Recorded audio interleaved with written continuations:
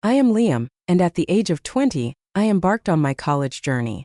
As with every new student, I experienced a blend of anxiety, exhilaration, and wonder.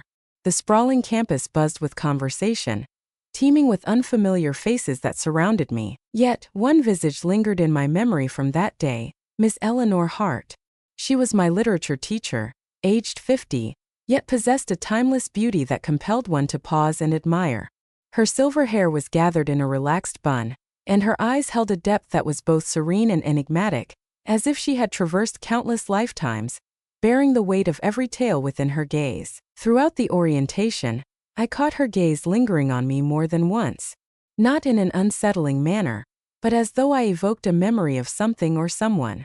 Post-lunch, as the majority of students transitioned to their initial classes, I sensed a soft tap on my shoulder. It was she. "So you're Liam, correct?" she inquired. "Indeed, ma'am. Would you be able to assist me with a matter in room 107? It will be a brief moment." I inclined my head in acknowledgement. I trailed behind her down the hushed hallway. Room 107 lay hidden in the aged wing, seldom frequented. As she swung the door open, we both crossed the threshold into the room. She pivoted and softly shut it behind us. I remained still, enveloped in uncertainty, pondering what might unfold. She gazed at me for a lingering moment, then spoke. "You resemble someone I once knew, someone who held significant meaning in my life." Her voice carried a gentle quality, yet it was tinged with an underlying sorrow. Words eluded me. She perched on the edge of the desk, her gaze unwavering as it remained fixed on mine. "Do you think it's possible for people to forge an immediate connection, Liam?" Devoid of rationale, I merely shrugged. "Perhaps if there exists something genuine beneath the surface." She offered a subtle smile. "That was the sensation that washed over me when I laid eyes on you." My heart fluttered unexpectedly. Was I misinterpreting the situation? She rose to her feet and moved nearer. For what felt like an eternity, she murmured, solitude had been her only companion. "To the majority, I am merely a teacher, a figure defined by the classroom and the lessons I impart. Yet within I remain a woman who longs for the recognition that once was." Experiencing the sensation of touch, I gulped with difficulty. Her hand grazed my own and time seemed to stand still. "I don't want to frighten you," she said softly. "Simply remain. Engage with me, kindly." I inclined my head in agreement. Thus our conversation unfolded, for an eternity, on the subject of existence, remorse, the souls we have bid farewell to, the aspirations we laid to rest. She shared with me the story of her late husband, concerning the void she bore with her each passing day. I shared with her the story of my fractured family, on the sensation of never quite finding my place. And then, gradually, akin to a wave gently lapping at the shore, our emotions transformed into something tangible. She inclined her body forward. Her lips grazed against mine, gentle, unhurried, yearning. Our lips met in a tender embrace. Once more, once more. The kisses grew more profound. Her hands quivered as they brushed against my face, and I drew her nearer. We were not in a hurry. It transcended mere desire. It was a matter of bridging the emptiness that resided within us both. We lingered in that room for 6 hours. In a moment suspended in time, they kissed, whispered sweet nothings, and held one another as if the outside world had faded into oblivion. "I wish time could stop," she whispered, nestled in my embrace. "I concur," I responded. Yet, the clock continued its relentless march forward. As the sun dipped below the horizon, it became clear that our time was drawing to a close. She approached the door and made an attempt to turn the handle. It remained still. With a furrowed brow, she made another attempt. Silence reigns. "It's locked," she remarked. I strolled over, twist the knob, extracted, propelled forward. Silence prevails. "This door doesn't lock from the outside," she remarked, a hint of confusion in her voice.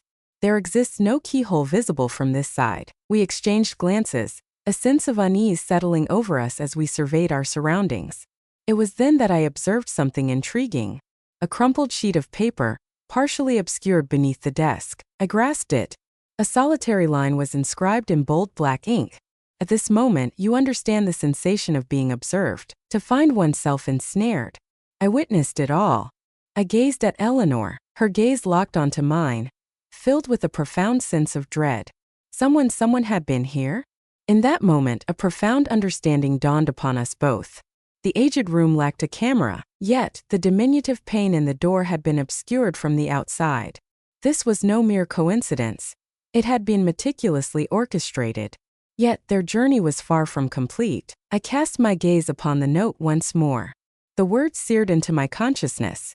At this moment, you understand the sensation of being observed, to find oneself ensnared. I witnessed it all. Miss Eleanor Hart. Eleanor remained motionless beside me, her breath coming in quick, shallow gasps. This was all orchestrated, she murmured. Liam, it seemed that someone had anticipated our arrival here. I surveyed the room once more. My heart pounded as the truth dawned upon me. The door's window was shrouded in a veil of black paper. It had been accomplished while we remained within.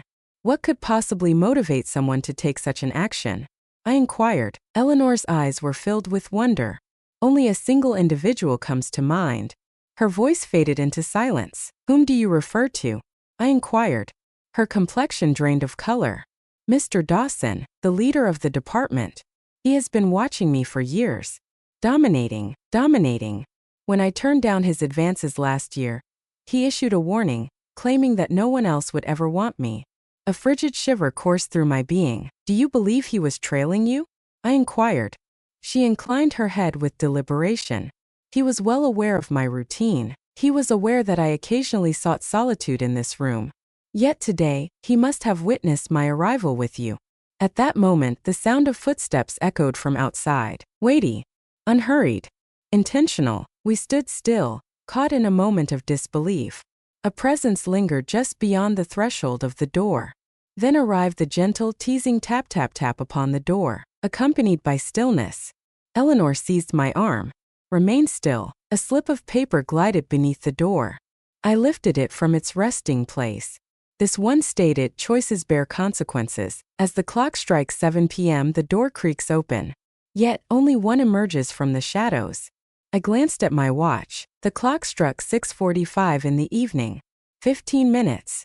We lingered in quietude, our backs pressed firmly against the wall. Her head gently leaned against my shoulder. She quivered with an unmistakable intensity. Liam, I feel a sense of fear creeping in. I will ensure your safety, I promised. She gazed up at me, her eyes brimming with both sorrow and tenderness. Once more her lips met mine in a tender kiss. Gentle, in a state of utter despair. As if it might be the final moment. Whatever may come, she murmured, I hold no regrets about what we experienced together. You rekindled a sense of vitality within me. I embraced her firmly. Time dragged on endlessly. As the clock struck 7 p.m., the doorknob emitted a soft click. The door stood ajar, inviting and unguarded. With a soft groan, the door inched ajar, revealing an empty expanse beyond. A solitary corridor stretches before me, devoid of life. We rose to our feet, treading carefully as we ventured outside. The hallway was shrouded in shadows. Quiet. Yet, affixed to the wall across the room was a modest envelope, bearing Eleanor's name in neat script. With trembling hands, she opened it. Within lay a photograph. In a secluded room, it was just the two of us, lost in a kiss, accompanied by a note that read, "This isn't over. You served as a profound lesson." She was the intended mark. A chill coursed through my veins. In an instant, we both came to the same realization. The architect of this scheme sought more than mere entrapment. They sought to destroy her. Myself. I was merely a lure. Eleanor gazed at me, her eyes glistening with unshed tears. They will wield this as a weapon against me. No, I asserted. We shall make our way to the authorities. Share every detail with them. Upon arriving at the dean's office to share our discovery, we found the photo already positioned with precision on the dean's desk, a typed letter resting beside it. Allegation of wrongdoing. Proposal for suspension. The snare was already in place. They sought the annihilation of Eleanor. As she was led away for questioning, she cast a final glance in my direction and murmured, "Don't forget, Liam, this transcended mere moments. It was genuine." And then she vanished. That marked the final moment I laid eyes on her. At least that was my assumption.